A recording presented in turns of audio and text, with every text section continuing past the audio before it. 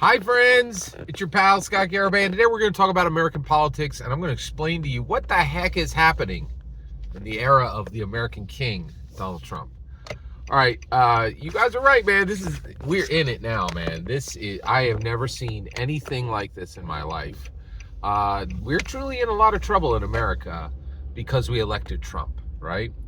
And so you're like, oh boy, Scott, you voted for Trump. I did. I voted for Trump. Okay, now let's preface that, right? I didn't just vote for Trump. I skipped voting for him in 2016. I'm like, I'm not voting for a dude who cheats on his wife, owns a bunch of casinos, and is pretending to be a Christian, right? There was no way I was going to vote for him, right? And I even campaigned against him in 2024, right? Like, I was like, no way, man. There's no way. This guy's a liar. He lies constantly. I'm just like, I'm not doing it, right? But I came around. And the reason why is under Biden, inflation out of control, crime out of control. I suffered more crime. I suffered the most significant crime ever in my life. I never saw anything like it before. It cost tens of thousands of dollars to recover from it. And I'm still working to recover from the crime I suffered under Biden. I'd never suffered any crime like that in any other presidency, and it converted me. Like, I was like, oh, I'm gonna vote for Trump, and I let's make it fully clear, I campaigned for Vivek Ramaswamy because I'm a pretty progressive person. Like, I really want as many people of color as possible to have power, right? And that's why I voted for Obama twice. And then I voted for Andrew Yang in 2020. I mean, you could call me like some kind of base Republican if you think a base Republican voted for Obama twice and then voted for the guy who wanted UBI. Like, okay, like, I guess, right? I voted for Donald Trump to punish the Democrats, and I got to. We punished them, right? Like, there's no two ways about that, okay? Now, but you're like, wait a second, Scott. Do you see what's going on? Like, we're like in a constitutional crisis. Are we? I don't know. Let's address that. A lot of people, oh, Scott, we got a constitutional crisis. I think we might. Does that matter? No. Why? Why, Scott? Doesn't the Constitution matter? No. Constitution doesn't matter, right? America matters. America is strong. America is together. We came a centimeter away from an insurrection on January 6th, but we didn't insurrect. There was an insurrection, right? We kept the peace. We're still continuing to have legal and safe elections, right? And there are a lot of countries out there that ain't had an election in 30 years, right? Right? We have actual democracy here, right? And so let's don't get it twisted. We're still having elections, right? And that's a big deal because there's some big, high and mighty countries pretending to be countries when they're under dictatorships. If you ain't had an election in 30 years, don't talk to me about, being anything but a dictatorship. Okay?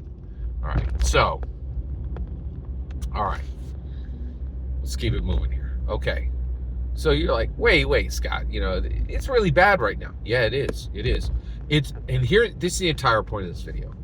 I'm going to explain to you what's happening in the era of the American king, okay? Yes, it's terrifying. It's absolutely scary. Are we in the middle of a constitutional crisis? Maybe. I don't know. Doesn't matter. America's not in crisis. That's the issue, okay? Scott, aren't a bunch of laws being broken and ignored? Yes, 100%. Should we be concerned about that? No. Do not be concerned about laws. Scott, laws are ignored. Both sides are doing it. Yes, absolutely. Trump is running pell-mell, ignoring a bunch of laws.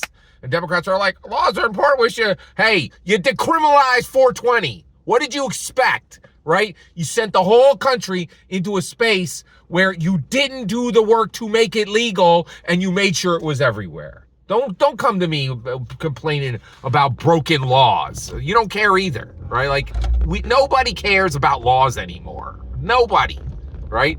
And I'd be like, well, murder. Even that one, nobody cares. Like, nobody cares about laws anymore. Let's be super clear, right? America is not in crisis.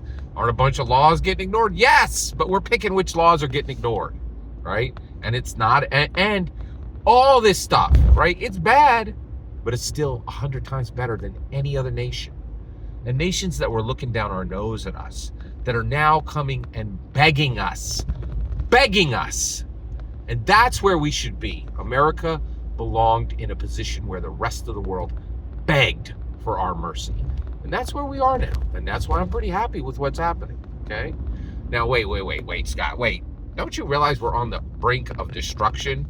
You're absolutely right. We really are on the brink of destruction. And here's the line that prompted this entire video, okay? We are on the brink of destruction, absolutely. Scott, why aren't you worried? Well, here's why, right? We're gonna punch through or we're gonna fall through, okay? Yeah, you're right, something's gonna change. We're gonna punch through. What do we need to punch through? We need to punch through the disrespect of these European nations, the disrespect of Canada, right? Oh, you guys don't have health care. You guys don't have universal health care. Yeah, you know why? Because we're the only people in the world with a real military. Literally the only nation in the entire world that has a real military, right? Okay? Like, half a year, we got militias in Pennsylvania that could take any European country as a weekend skirmish, right? Right? We're the only country in the world with a real military. And we've been paying for it since World War II. And we've been paying for the security of literally every allied nation from World War II for 80 years. That's why we don't have universal health care. And I think I'd be okay with that if the rest of the world didn't put that, if like France didn't put their nose up into it. I'm galled. I'm so galled, right? And yes, we are on the brink of destruction, but we're gonna punch through and get the respect we deserve. You better put some respect in your mouth when you say America. You better put some respect in your mouth when you say America. I don't care what nation you are. You put respect on our name. And that's what Trump is getting. He said it, he's doing it. Every every country in the world is making their elections to respond to Trump, either to fight him or to join him. But there's not a nation in the world that isn't electing their leaders right now, based on dealing with Trump, the American king. Period. End of sentence. Right? You better put some respect on the name when you say America. Every nation in the world, you are on notice, right? You want to catch these virtual hands? Come. We're ready, right? You are going to pay what you owe. We're sick of paying for the rest of the world to have all these luxuries and then getting mocked for it. I think we were okay with the paying part. We weren't okay with getting mocked for it. That was the part. That was the part that was galling, right? And yes, we are on the brink of destruction, okay? And we are going to punch through and get the respect we deserve, okay? Or we're going to fall through. I was just watching Slow Horses, right? Fantastic show over on Apple TV. And this spy gets cornered in this house and he jumps out the window and he runs across this roof and he looks back and the guys, like, you know, they see him, but they're like 3 houses away and he's going to get away. He's going to, like, you know, go, you know, run over the tops of the roof and escape, get in his car and get away, right? But he falls through, right? He goes onto this roof and he's, you know, and the shingles are holding, but then he steps on this this metal like slat, right? And he falls through and onto a bunch of tires, but, you know, he knocks out like one tooth, right? And he is able to escape, but it's hurtful. It hurts, right? And honestly, we might do that. We might fall through, okay? And you're like, well, Scott, if we fall through, man, our society's really in trouble and everything's terrible. No, actually, it could be just fine, right? And the reason why is we're too high. We've reached the Tower of Babel moment, right? Like, I think a bunch of us are waiting for a beautiful destruction. We're waiting for the apocalypse. Bring it, right? Right now, we got, you know, like Everybody's like, oh, all my kid does is play video games, right? That's not my complaint, right? That's not my complaint, but a ton of parents. Guess what?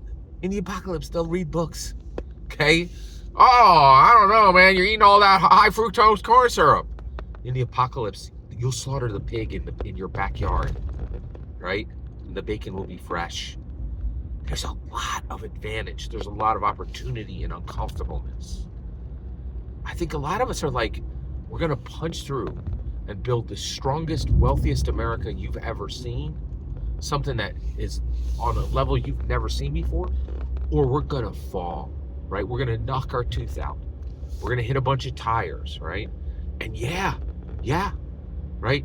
There might be one car in your neighborhood and everybody pools gasoline to send somebody 20 miles to get one bottle of antibiotics that are left. But that's okay. That's okay.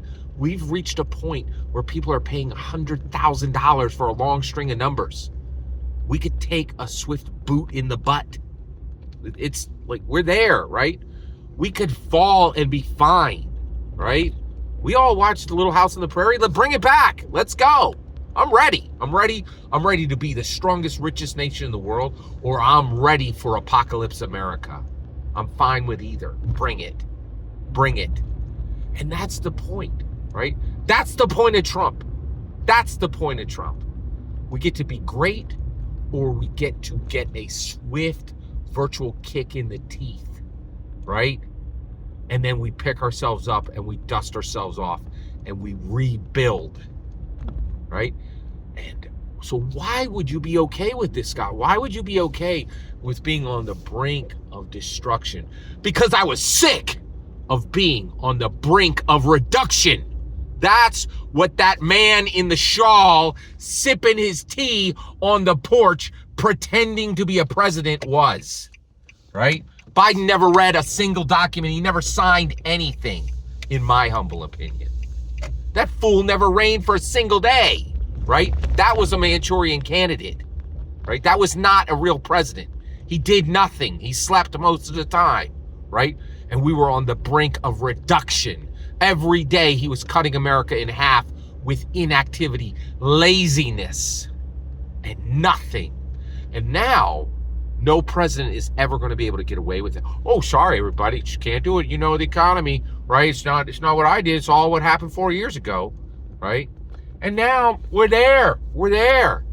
We're living in American King era. You could do whatever the heck you want. Just ignore the laws and ignore the Constitution as long as America holds, right? We elect a leader and we expect him to lead, not excuses.